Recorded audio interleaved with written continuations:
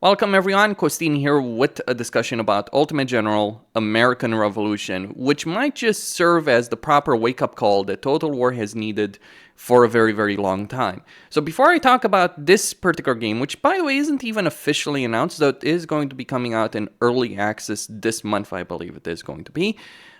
Before I talk about this particular game and what it is going to offer, I want to talk about Total War. It is without a doubt that Total War is in a messy situation at the moment. Shadows of Change hasn't done very well.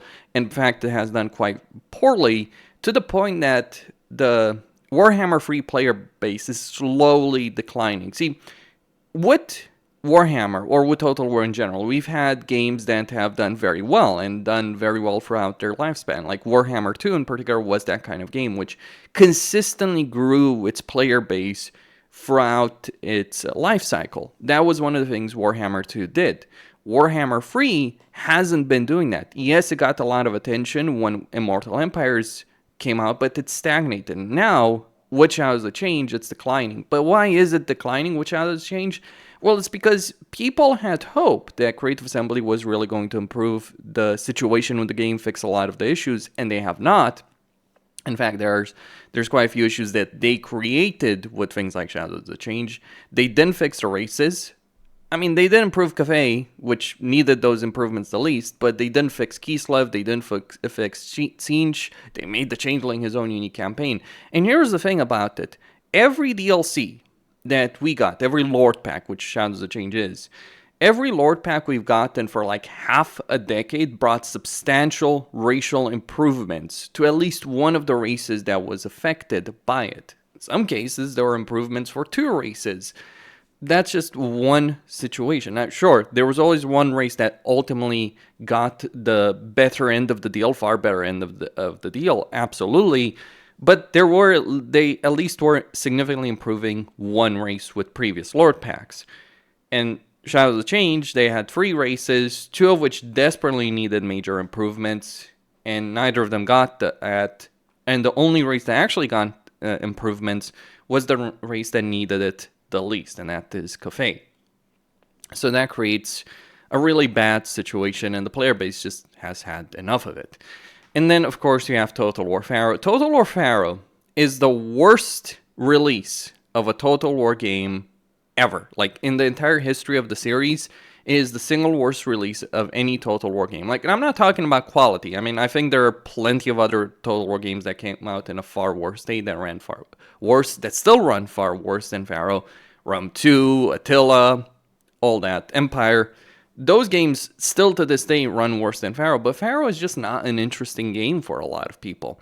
See, the Bronze Age is the kind of period where we don't know a whole lot about. We have more myths than we have historical facts about the Bronze Age. Yes, we have some historical evidence, but let's just say it's not that great, right? So we're lacking a lot of details. Now, one of the things that you can do to make this period interesting is focus on the mythology of this period, which is what they should have focused on in Troy from day one. And even when they did in Mythos, they didn't necessarily do a great job. Like, you compare Age of Mythology, which is, by the way, taking place around the same time period. You compare Age of Mythology to Troy and then to Pharaoh. Like, yeah, Age of Mythology does a substantially better job at making an interesting game in this time period. Sure, it's not historically accurate or anything like that.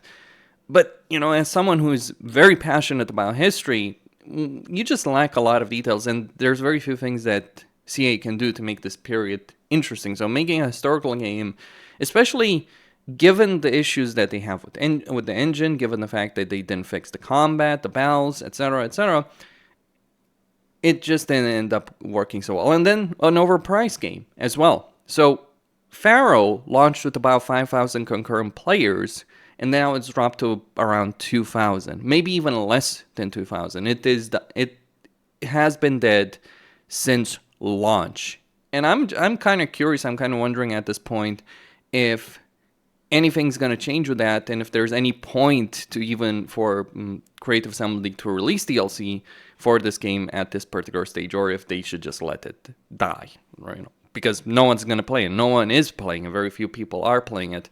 To give you some context, Thrones of Britannia, which was also a horrible launch for Creative Assembly, Thrones of Britannia had at least 20,000 concurrent players when it launched. Now, it dived off a cliff. It died very, very quickly after that, but at least it got those 20,000 concurrent players, which meant that there were plenty of people, at least a decent number of people, buying Thrones of Britannia.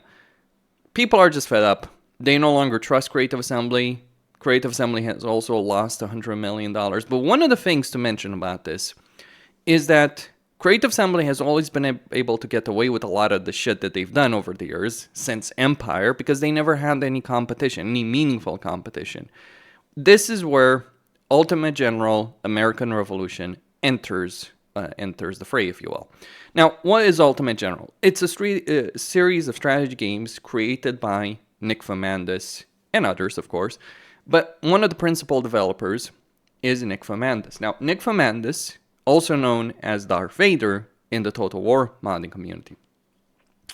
Now, the story goes that Creative Assembly basically, denied him an invitation to a modding summit when he was responsible for one of the most popular mods for Total War at the time, for multiple games, the Darth mod. And CA basically just ignored him, didn't treat him properly. And so there was a lot of drama. His personality as well, which he has readily admitted, like the way he acted didn't help things, but it created the really bad situation between him and Creative Assembly. So Ultimate General, when you look at it, it has been created as a result of Total War and as a result of how Creative Assembly acted.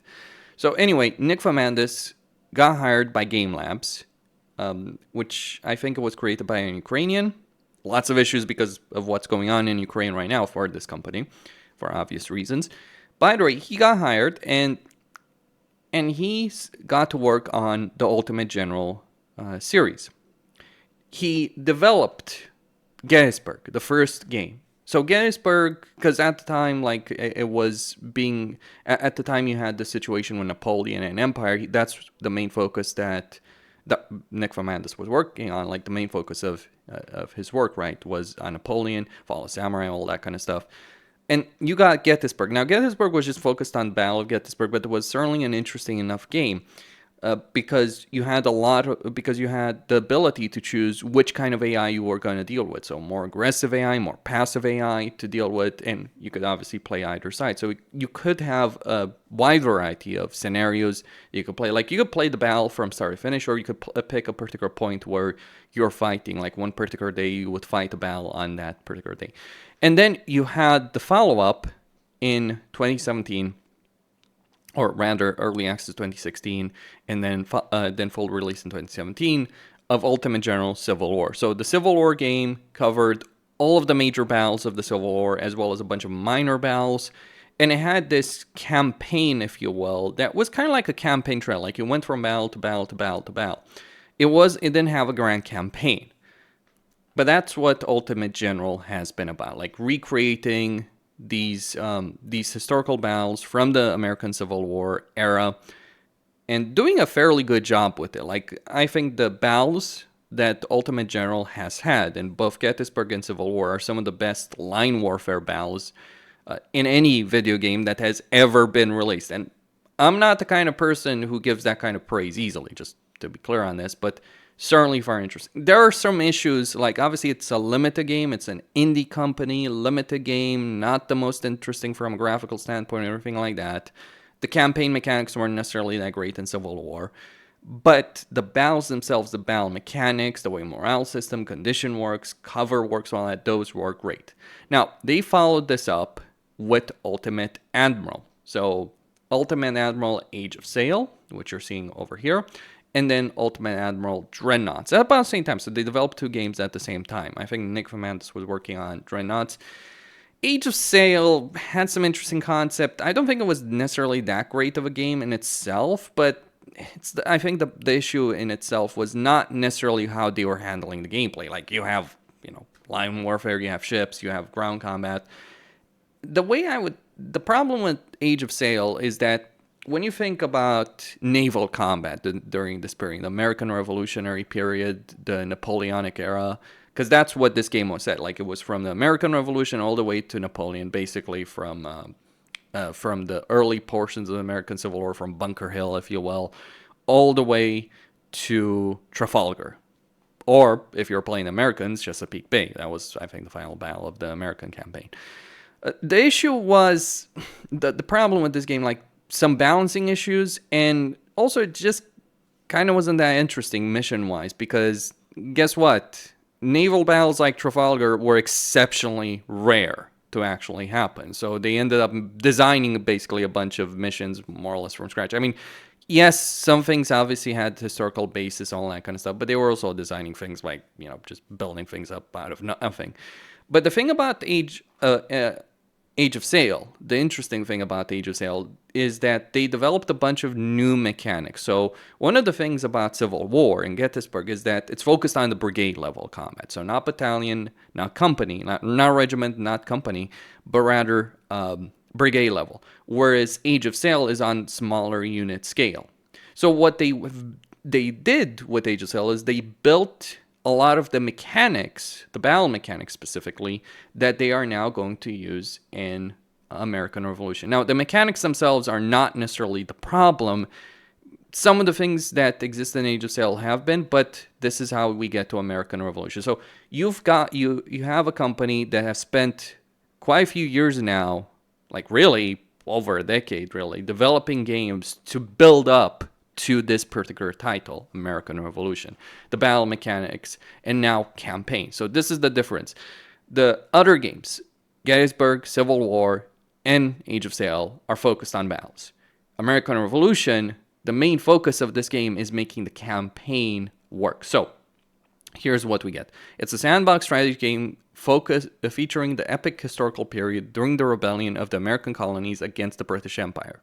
Take on the role of the British or American colonists and fight for territorial control over North America. Gripping real-time campaign awaits you on a detailed 3D map where you can build your army and navy, construct military infrastructure, and fully command your armies on a regimental level. If you want even more action, you can fully zoom in and fight massive battles on a battalion level. So you have battles on the campaign map, and then moving on to real time. And they have been releasing a number of videos right now for the game, showcasing various facts of the game, like the campaign, the battles. Like, it's clear to me that a lot of the game has already been developed, or at least a lot of the game systems. How much of the game has actually been made? That's a bit of a different discussion. Now, what's interesting is the way the game that works. You have regiments that you recruit on the campaign map. So each unit that you're recruiting, so when you're recruiting units on the campaign map, you're recruiting a full regiment. But these regiments are split into different companies. And when you see these companies, this is like the, individual smaller units. So we're going to have a bunch of smaller units that we command, and this is going to give us a lot of tactical flexibility. And yes, this game is going to have naval combat. So it's going to have a campaign map, it's going to have battles, and it is going to have naval battles as well. Now, there's some interesting twists here, like delayed reporting. So, for instance, you only have like vision over your general, your army, but you might get some information about like what's going on. Like, there's an army over here that's fighting the British. There's a couple of units, and it's reporting like on where the British units are. Over here, like Newport, for instance, has 3,000 British units. And as Washington moves to investigate, he finds the vast majority of the British army arrayed against them. And that's now something you have to deal with. But there's still 1,000 troops that are missing. So there's still one regiment that's missing. So 1,000 men that's still missing over there. Then you build guns. You worry about supply of your army. You build territories over there as well. So there's a lot of things that I think this game is going to deliver.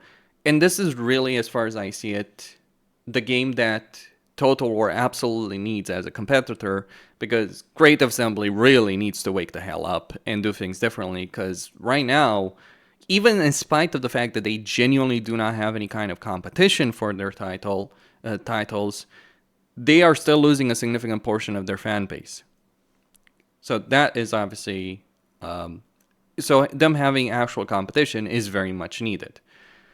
And you can play as either Americans or the British with different challenges. For the British, the logistics of, fighting a war across the world is going to be a big one. For the Americans, just having to build an army from scratch is going to be the main issue. Anyway, that is all I had to say. Costin signing out. Don't forget to subscribe, like, and enable notifications, and stay tuned for more.